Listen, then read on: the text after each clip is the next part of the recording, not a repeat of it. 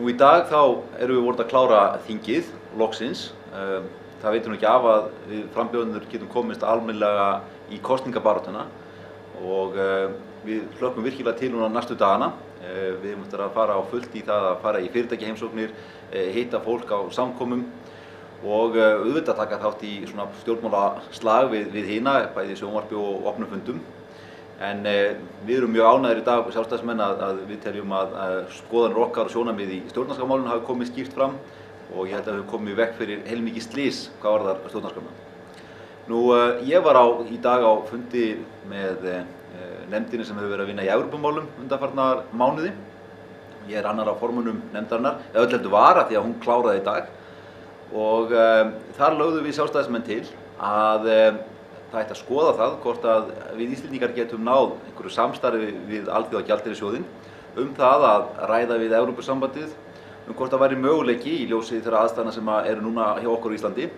að við getum tekið upp evru eftir einhvern ákveðinn tíma væri þess nokkur kostur. Þetta betri leið heldur en til dæmis svo að fara bara beint í það að sækja og bæði tekur það miklu lengri tíma og hitt líka það að það bendir allt til þess að við myndum þurfa að gefa frá okkur yfirráðan yfir fiskveiðiauðlindinni og ég held að lang flestir Íslendingar séu þeirra skoðunar að það séu réttindi og auðlind sem við viljum ekki gefa frá okkur nokkra muna sakir. Ég fór síðan líka á fund í morgun við Háskólanum í Reykjavík og þar vorum við líka að ræða Evrópumálin og í kvöld þá ég að fara upp í Breiðholt og þar verður heilmikil skemmtun fyrir eldri borgara og það búið að narra mig í það að fara að spila þar á píanó og Hjörleifur Valsson, fiðluleikari vinur minn, ætlar að koma og spila þarna með mér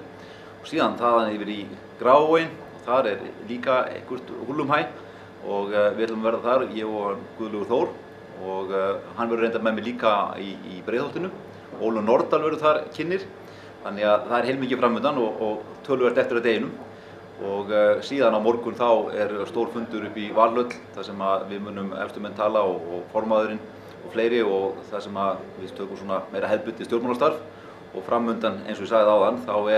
verður allt á fullu hjá okkur sjálfstæðismönnum.